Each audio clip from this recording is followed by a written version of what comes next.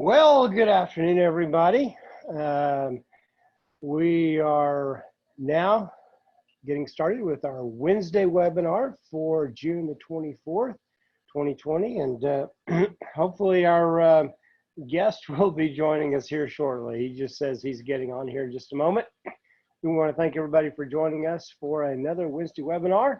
And sorry we missed you last week. And we'll be getting started shortly, so just hang in there.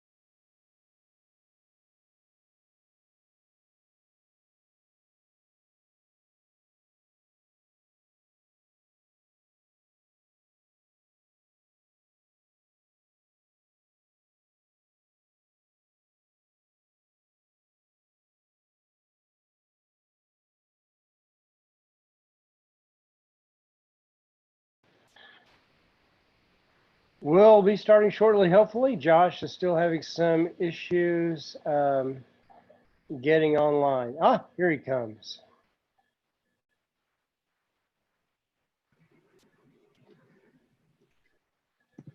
Hey there. Oh, Now I can finally see you. Excellent. Glad you've joined us today. We have Dr. Joshua Wise. Now that we can say that, that really, you're moving on up there with your dad, except I think he has 3 doctorates, right? Are you working on your next couple? He has 2 doctorates and he's got a couple master's degrees. You know, I'm not there yet. Technically I'm ABD. We'll see. I'd love to continue the process of more education. I think knowledge is power. So there's a lot of benefit to it. So I'm very pleased to continue that process, and we'll see what's next. All right. Well, I want to welcome you to this week's ATBA webinar, and you are part of ARC Multicasting, and the second largest LPTV owner in the country, I do believe. And if you'll introduce yourself, your title, and you wear many hats as well, and just kind of give us some background of who Josh Wise is and what you are to the LPTV industry. Yeah. First of all, is my audio okay? It's great. Okay. So yeah, I'm Josh Weiss. I work with ARC Multicasting. I'm one of the co-founders and chief marketing officer, and I've been working with ARC since we founded the company in 2018, in July of 18.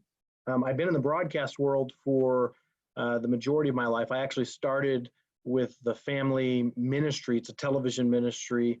Working in TV back when I graduated from high school. Pretty much right after, I started going that route from the creative side of things, and just grew with the family business. And we bought a station here, and then bought a station there, and then bought more. And when it all was said and done, we had quite the portfolio of stations. And so the stations are all under Edge Spectrum. And ARC Multicasting is the operating company that's been launched to basically build a business on those stations. There's still the not-for-profit religious broadcasting focus that my parents have, of course. But the focus that we have with ARC is to basically utilize this broadcast footprint to basically provide a new form of data transmission to rural America and large cities as well. But basically, data casting becoming a multicast extension of the unicast internet.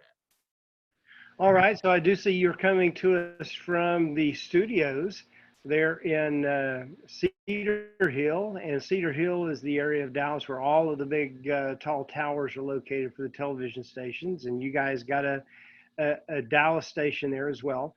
But as you mentioned, the digital services, so I guess that lends itself to ATSC 3.0, and you guys are definitely headed in that direction in a hurry, correct? Yeah, so the real opportunity with broadcasters that we see is in next gen TV and ATSC 3.0, and that's been something that we've been kind of evangelizing. Even though ARC started in 2018, this whole concept of what we're working on, we began back in 2008, I guess it was. So you can see it's been quite some time. And it all started with my business partner, Vern Fotheringham, who kind of had a vision of what can be done with low power TV stations and a new OFDMA standard. And at the time, 3.0 was, little more than an idea. There was some stuff that had been being worked on overseas, but it was certainly not what it is today. And then we went through the whole repack side of things and the voluntary incentive auction. And, you can imagine the whirlwind that kind of threw things in with our concept and ideas for the business side. But today, where we find ourselves, it's a reality. It's a standard that's been approved. We all know this, and it's something where now we can all participate in a way that we had always hoped and worked towards, and now we can actually really take hold of the future of LPTV, and ATSC 3.0, directly impacts that, of course. Now, I love it that from what I understand, ARC Multicasting is not just sitting back waiting for Sinclair or Gray or some of the big guys to develop this and then come riding along. You guys, from my understanding, are on the forefront of this technology.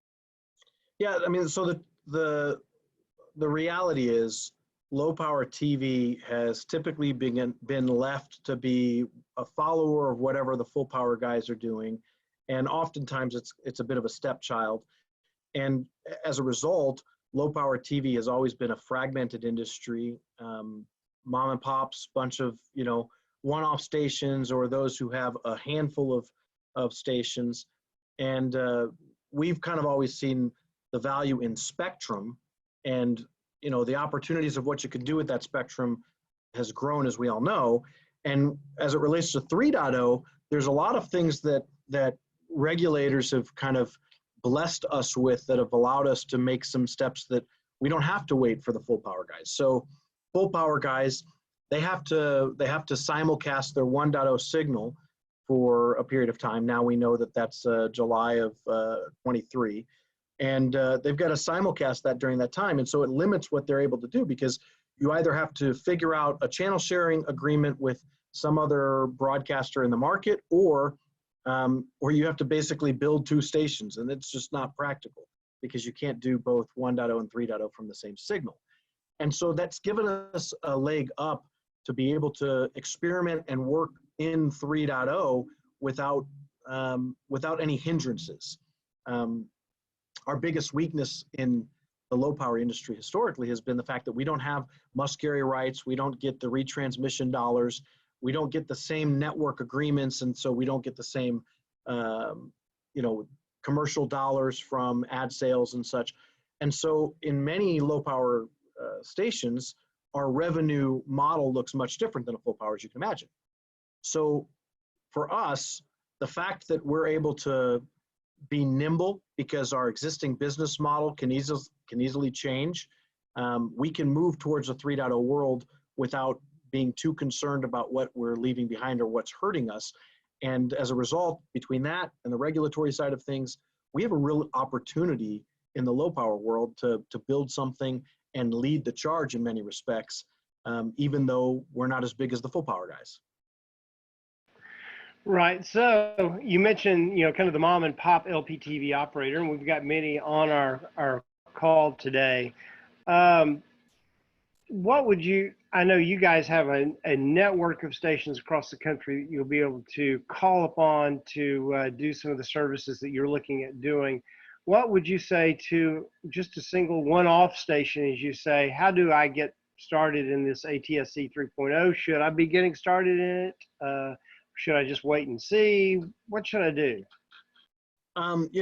It's actually somewhat sad to me when I talk to colleagues in the low power space, when I hear them talk about, well, we're going to wait to see what adoption looks like. And so, or we're going to wait to see what the Sinclairs of the world do, or how things work with the Pearls or the other groups out there before we do anything with ATSC 3.0. That kind of is disappointing to me, because we have a real unique opportunity. We can lead in a way that we've never been able to lead. And so it would seem a mistake, because we all know where the puck is going. Let's skate there. Let's go to where the puck is going, and let's be a part of the innovators and those on the edge, because we can. There's a lot of opportunities in 3.0, and it's not going to necessarily be an easy or a fast thing for anybody, but it's possible right now. And so I think things that we could be doing, if you're a mom and pop, if you're a one-off, first of all, you need to educate yourself on what 3.0 is. Make sure that you understand what the technology allows, how that changes what we're currently doing, what are the pros, what are the cons, what does that look like for your signal, for your contour, what does that look like, for ancillary services that you can begin adding. Really educate yourself on what's possible in 3.0 instead of waiting to see what the full powers are going to educate you on what you should be doing. Make sure that you know what it's all about. Educate yourself on the equipment. Get to know the manufacturers. Get to know the hardware, vendors and the providers of the software that is necessary for 3.0, so that when the time comes that you're ready to pull the trigger, you have a pretty good understanding of what's there, what has worked, what hasn't worked. And I would even go so far as to reach out to some of those in industry that can give you some good education on, just some bare bones background on what this is and how it works and why it works. We're very close with Hitachi Comarch. We love what they're doing with their Comarch Digital Services. They do a lot of great educational things. And so shout out to Tim Hosmer and his team. I would recommend giving them a call. Give them a call and get some idea on things. And then if possible, if it's possible to launch something on your own. I know one or two groups that they're building a 3.0 business model on one station, on 2 stations. So it is possible, but you've got to be willing to be a little bit entrepreneurial, a little bit out of the box from what you've been doing previously, and take some steps, some leaps that I think will have some high rewards, but might be a little bit shaky at first because you don't know what to expect. Did I lose you? Let's talk a little bit about, can you hear me? Yeah. Hello? Okay, good. Let's talk a little bit about ARC multicasting then. And I know there's many things we can't talk about because you guys are, have some technology here and there that you don't want to talk about yet to the whole world. But just in broad terms, you're not chunking television programming out the window and saying, hey, we're going strictly data casting, that sort of thing. Correct? You are keeping your programming, and you do have a mission for that as well. Correct. So my family's background with religious broadcasting is still something that's very important to us. We want to be a part of spreading hope and encouragement across the country. That hasn't changed, even though the technologies change, the opportunities change, the purpose and goal behind why the family began building and acquiring these assets, that hasn't changed. From a regulatory standpoint, there's still a requirement or a need to broadcast free over-the-air television. And so we will continue to do that. The difference is with 3.0, we can allocate our spectrum differently. We can slice and dice it differently than just a .1, .2, .3. We can actually repurpose certain portions of that 6 megahertz and utilize that to answer other issues in our communities. And so I don't know if you follow, I assume you have followed much of the recent FCC announcements. There was the hearing today with the Oversight Committee, and just listening to some of what our commissioners and the Chairman Pai have talked about, they recognize very clearly the value of internet broadcasting, and low power TV has the best opportunity to be an answer for that. So we can build a business of internet broadcasting while still doing the free over-the-air programming and linear live television. That's completely possible and probable, because we don't need 24 meg of our signal, which is what we figure with a 16 coulomb modulation. We don't need 24 meg of our spectrum to go towards linear live.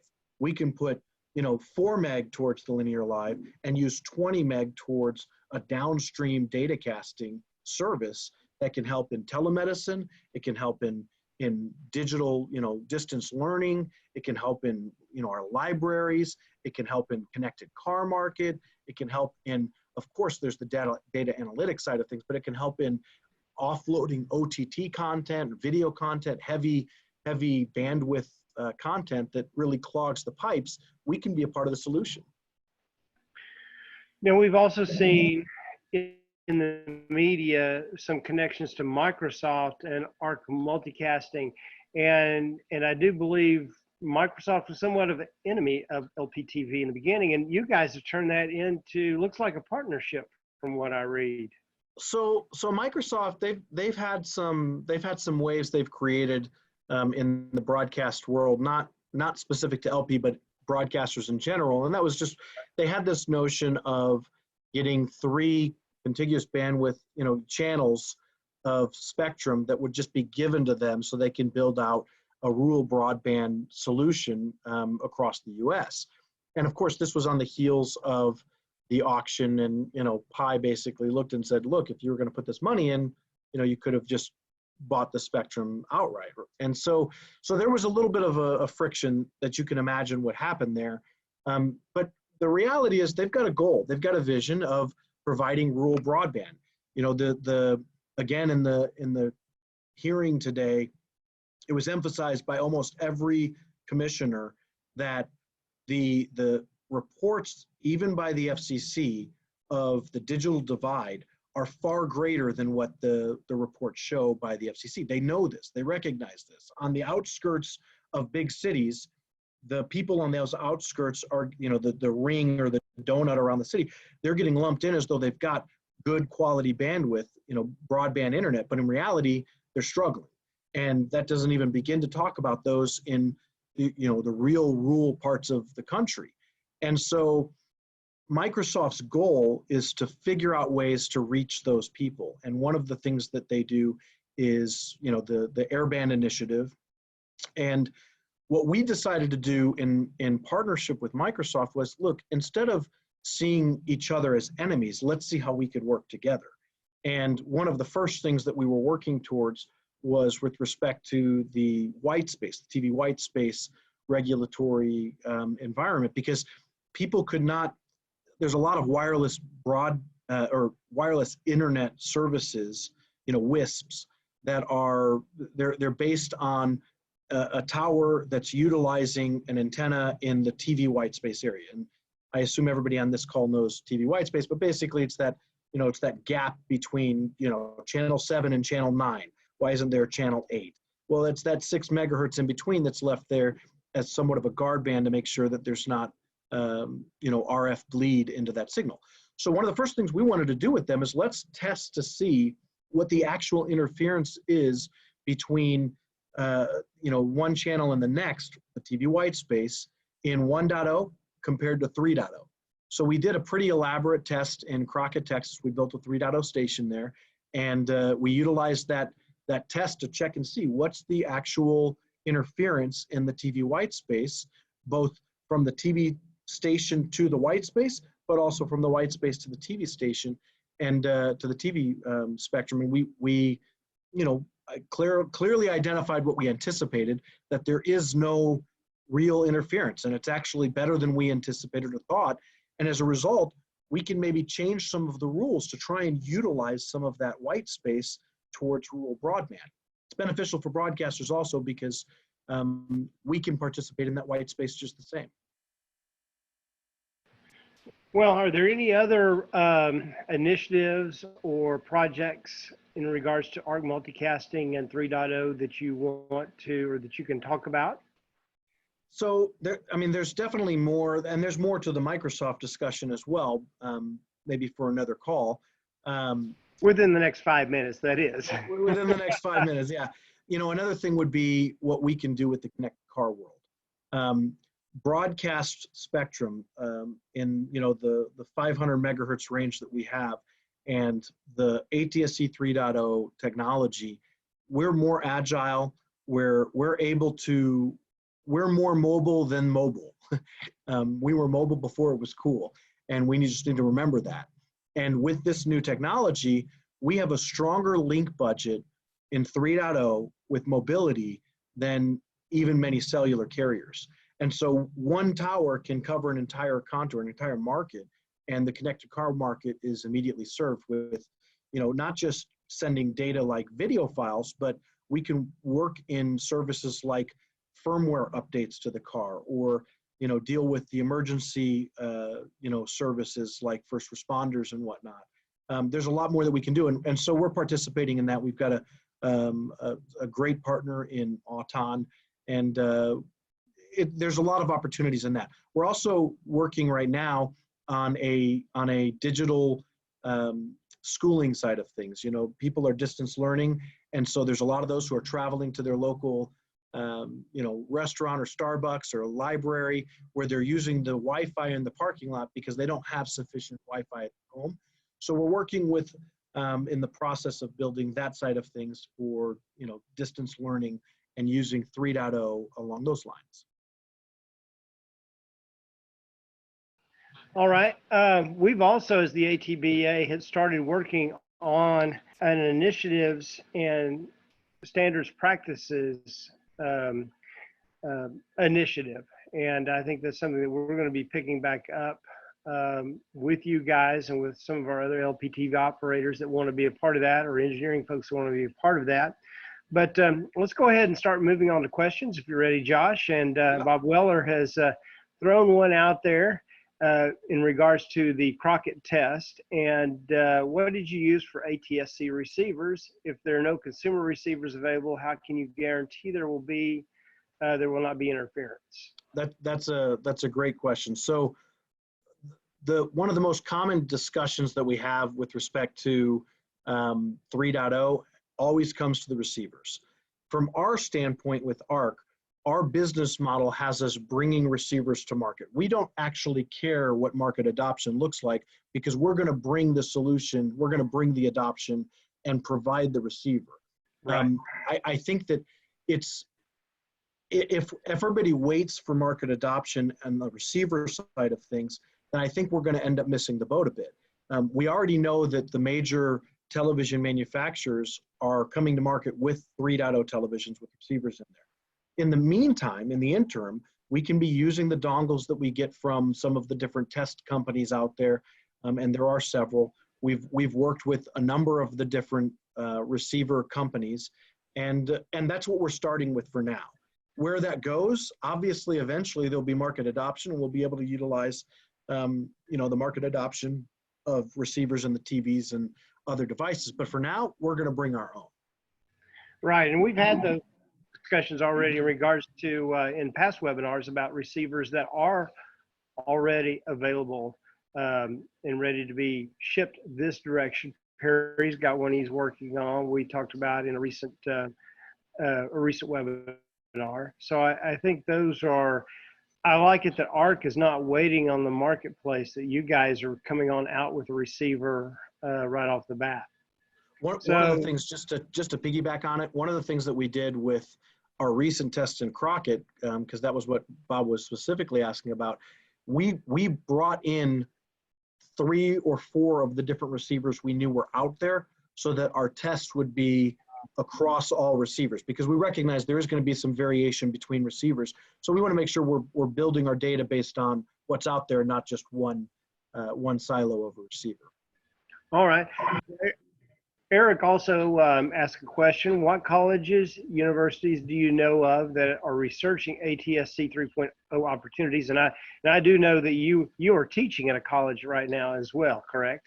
Yeah, so I'm an adjunct professor of media, but I don't know all of the different colleges and universities that are doing work. I know that here in Texas, down in A&M, they're actually doing quite a bit of 3.0 work. And by the way, Eric, good to see you on here.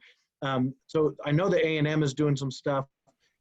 As far as what ARC is doing on the distance learning, we're not working with a specific university or college at the moment. Of course, if there's any of those watching right now, we'd love to talk and do some of that stuff. But I do know that there are a handful of them out there, one of which being A&M here in Texas. Yes, so for those Aggies, I heard some whoops, didn't you?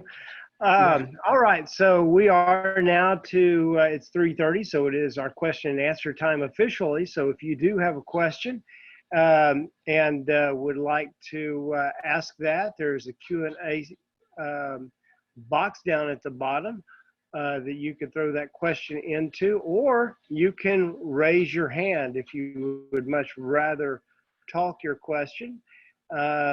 Raise your hand also, and we'll make you live. So, so Josh, tell me a little bit more. Yeah, go ahead. While we're waiting on some of those questions, I can't emphasize enough how beneficial the recent FCC reports are on the emphasis on internet broadcasting and what we bring to the table. I think for LPTV, it changes the paradigm a little bit on, no longer being just a stepchild in broadcasting, but recognizing you actually have a great opportunity here. And I would encourage you to stay close to what the FCC is putting out on that. And, don't be shy to try some new things. And you can buy the equipment, and if it's not working for you, flip it back to 1.0. But I'm pretty sure if you it's not just if you build it, they will come. If you look into it, you will learn the opportunities that are there for you. Speaking of that, Eric asked the question, what type of hardware would a station need to work with ARC? So the way ARC is building our data casting business, it's an edge caching model. So you would want, along the lines of what we've talked about with the standards and practices, we want to make sure that we're building something, and that other LPs, when they're building a 3.0 station, that we're building something that's interoperable, that when you go from market to market, the same overall equipment will work, and the same overall receivers will be able to accept the signal. And so making sure that we're on the same page on the overall standards and practices, that's a good thing. And I would recommend that we as an industry make sure that we're doing that anyway, because we want to be able to participate in what others are doing, even if it's not our current joint venture or a current business relationship, we want to participate later, right? And so we want to make sure that we're catering to that. But as far as equipment right now, our 3.0 station, it's got obviously the transmitter, and you've got to have a 3.0 transmitter, of course. You've got to have your, right now we're working with a number of the 3.0 vendors. I don't want to list them all out because we haven't finalized that yet, but you've got your 3.0 stack, which is a couple of servers and some software. It's not that complicated. And ultimately you need your edge caching component, which right now is Broadpeak. And so that's really what you need on the station side of things. Your antenna, of course, if it's got both H-pole and E-pole, you're going to be good. But I think the bigger thing is making sure that you're willing to move towards that side of things. We are working towards a situation where we will have affiliates of the business where you can participate with us. And when we get closer to actual commercial deployment, we'll make sure that we make that announcement and let you guys participate. Right. So leading into our next question, as the ATBA, we've started working on our standards and practices initiative, and that's not necessarily you're driving down the road and you're watching Three's Company on this station and it turns into Three's Company over here. It's very similar to the way the cell phone companies work today, that same interoperating agreement, so that you're able to go from a tower owned by ARC over here to a tower owned by someone else over here, but still have the same operating standards and agreements. So Tom has asked, who is leading the charge to integrate potential 5G solutions with 3.0 for smart city, connected car, and capacity augmentation? So I think what you just said is spot on. We're looking for a mesh network to be created, and who owns those different towers is somewhat secondary to the fact that those towers all speak together. When it comes to integration, I don't view our full power counterparts as competitors in any way. We are all working to improve communications in our country, and I think together we will raise the bar. I know that on the cellular side of things, I really lean on Sinclair and what they're doing, and think that Mark and his team are really killing it. And so I want to continue to lean on them for that stuff because they're doing a good job, and there's no reason to do something different on my end. When it comes to 5G and 5G solutions with 3.0, though, I think that a lot of this is it's marketing, it's advertising. What exactly is 5G? That answer is such a broad answer. Broadcasters, according to 3GGP, are 5G. And Lee, you're fully aware that, when we put out our press release, back in 2018, we started with that narrative of ARC is launching 5G broadcasting because it is 5G in the 3GGP standard. It's IP. So if everything we're doing is IP, the integration with other IP is really not that complicated. And we've got, some good groups, Circle's a great one that we're working with. And the smart city side of things is really an extension of what we're talking about here. It's all IP. And there's a few smart city groups that we've talked to as well that want to integrate and build what we're doing in the smart city side of things. I'm not looking to be the solution as far as the IP side of things. I'm not looking to be the answer for all of those. I want to provide the pipe, I want to build my network, and I want to make it something that speaks with other networks. And then I want to work in the sandbox with others who are doing some great things, because there's a lot of people far smarter than I or people on our team that they've got great ideas and concepts. Let's work together to improve communications. You're muted again. Me and that button. But you're not looking to be the ISP out there. You're looking to be that the 18-wheeler hauling the data, correct? Correct. I want to serve the ISPs. I want to serve the OTTs. I want to serve those who are trying to get their educational content all the way to the consumer edge. I want to serve the educational side of things on medicine to get all the way to the consumer edge or to reach the connected car. I want to provide the architecture, and then let those who have a business already doing the service that would ride on that architecture. I want to provide the pipes, and I want to be a good friend in the sandbox. I want to play nice. So Eric had asked, do you need fiber internet? Well, I assume in some places that would be true. It's you do need a backhaul connection, but with our business model, the way that we're actually getting our content to our stations, to our head ends, is we have a satellite delivery platform where we're using an IP-based satellite to send the edge cache content, cache it there at the station, and then send it out to the end consumer. So while fiber is always beneficial, I think everybody in LP knows that fiber is not always possible. There are some sites where you just don't have that opportunity. And so satellite's going to be our way of delivering the IP, but we will have where we can have fiber, obviously we will. Right. I do know that many of the ARC stations are on a mountain somewhere, don't necessarily have that interconnectivity. But, and I'm not sure. Yeah, so I've been doing site survey work the last few months for the repack side of things, and just going to some of these sites. I mean, it's actually somewhat exhilarating to, try to get to the top of some of these mountains. It's really quite crazy. I did see some of your adventures that were posted by your wife in regards to driving up the edge of a mountain, and yeah, if you've one of the scariest things you've done. If you've ever been to the site in Salt Lake City, the Black Rock site in Salt Lake City, it's quite the process to get to it. And for the engineers out there, you'll get a chuckle. You'll probably think I'm a wuss because I'm even complaining about it. But there was a point in time where I rented a UTV, you get to the edge of you're taking this little goat trail to get up there, and there's an avalanche of snow that, you can't get by. So we walked the rest of the way, and then I needed to still get up there with some tools. So we went back and I took my clipboard and used my clipboard as a shovel, just enough to squeeze by. And of course, my wife was, on the other side of the squeeze by, nearly in tears, worried I was going off the edge. Wow.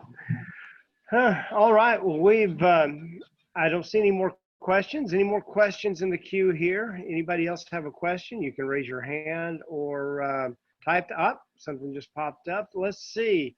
From Tom, have you been able to identify the potential revenue model for the additional use of bandwidth that we have discussed that underpins the business case? And I assume you wouldn't be doing this unless there was a payday somewhere. Is that right? Yeah, I think the way I think you should look at 3.0 and your spectrum or your stations right now is like a block of clay. And that block of clay can be made into whatever you want. You envision it to be a bowl, you make a bowl. You envision it to be a sculpture, you make a sculpture. But it truly is a block of clay that can be converted into whatever you want it to be. And that's the business situation, that's the business landscape with 3.0. Each one of these things that I've mentioned has a revenue model that would go with it. So for the OTT side of things, the Netflixes of the world, they've got 65 million customers here in the US. They've got 65 million households. Well, there's about 150 million households, 140 million households here in the US. They have 65 million of those. If you go by the Microsoft data, 65 million, half of the US, 50% of the US, does not have broadband internet. 25 meg down, 3 meg up. They don't have broadband speed internet. And so from an OTT side of things, those OTT players are limited in their potential customers because they don't have a way to get to those customers. But if the customers had a downstream pipe like a broadcast internet situation, they could easily participate because you don't need very much up speed bandwidth to be able to request a video file. So OTT, tremendous opportunity there. On the ISP side, internet service providers, they pay for that backhaul. They pay to go request that content. So if you go and you ask for, watch the Avengers movie, it costs for that Avengers movie request to go to the ISP, to then go to the data center in Middle America, then transit back across the data center, or the core back to the ISP, and then all the way back to your house. It costs. And in the unicast world, where everybody has a unique relationship with that content. It's millions of replicated pieces of that video or video files just clogging the pipes. So there's a tremendous opportunity serving ISPs, a tremendous opportunity serving the connected car market, which is kind of like a greenfield. There's nothing, it's all new. And so the revenue opportunities there are great as well, both from the things I've mentioned with, content and data that people are going to enjoy in the connected car, but also firmware updates and such. There's an opportunity in distance learning. People are needing their content, and if they can't get it because they don't have sufficient internet, there's somebody who will pay to get that content all the way to the consumer edge. And the list goes on and on. It really is a matter of where do you want to participate? You can focus the entirety of your pipe on one thing, or you can slice and dice it on several things. The biggest thing is just looking at what's out there and then, taking that leap to start working towards it. And it does take some work, of course. Right. So Eric is asking about being a part of keeping in touch with your progress. And also I wanted to make note that anybody that is interested in the ATBA Standards and Practices Initiative that would like to be a part of us helping put these standards together, be sure and email us at info@broadcastingalliance.org and tell us how people can stay in touch with what you've got, other than be sure you get the ATBA newsletter and get your news releases. We like many businesses that are kind of in this greenfield world, we do stay somewhat quiet about what we're doing. We don't talk about it too much. One of the things that we found is that we cast a much bigger shadow than we should. And so that could create problems in other areas for us. I think one of the best ways to keep in touch is really through the ATBA. ATBA is very connected to what we're doing. They're very aware of what we're doing. And so I would recommend you continue staying in touch with Lee and everything that he's doing for the ATBA. And of course, you can always reach out. I'm fairly accessible. It's my first initial last name at arcmulticasting.com, or you could just go to arcmulticasting.com and click on the contact us. I get those messages when they come in. But we want to help those in our community because we see all boats rise with the tide. We believe that we are better when we're working together, and we have a much better game when we've got a larger number.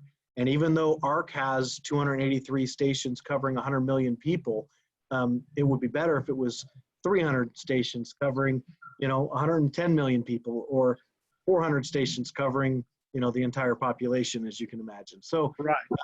Let's be proactive in working together. So there's definitely opportunity for everyone out there. So we want to be sure that you stay in touch. Be sure you're subscribed to our weekly newsletter, and come join us on the webinars. We will not have a webinar next week. We will be off on July 1st. So join us back on, I believe that's July 7th. You've got many thank yous, Josh, that have come through. I see Rod Payne and many others have offered thanks as well for joining us. And we do appreciate you joining us today on today's ATBA Wednesday webinar. Let's see, one last question. Oh, another thanks. Great stuff. So we have run out of time. Any last words, Josh? I really appreciate everything the ATBA is doing. And, I saw the comment from Rod. Rod Payne is, he's a quiet, but man, he's such a blessing. I can tell you, he has taught me some things. We did some video production work at one point years ago. And I just remember sitting there while he was doing his magic and learning so much from him. He is a giant in the industry. Appreciate everything you've done, Rod. Glad to see you on here. Yes. Way to go, Rod. We do appreciate you. And he is also one of our ATBA board members. We appreciate that. So for this week, that'll be a wrap. And we'll see you in 2 weeks back here with our Wednesday webinars. Also, please note that Sinclair, One Media, and that group have a group of webinars. They've got 6 webinars coming up during the month of July. And you can find information about those on the ATBA website at broadcastingalliance.org. and sign up for those free webinars on how to make money with ATSC 3.0. So I think that's what we're all interested in, is making money with this new technology. Anyway, I appreciate everybody, and we'll say bye for now. Thanks, Josh. Thanks again, Lee. Bye-bye.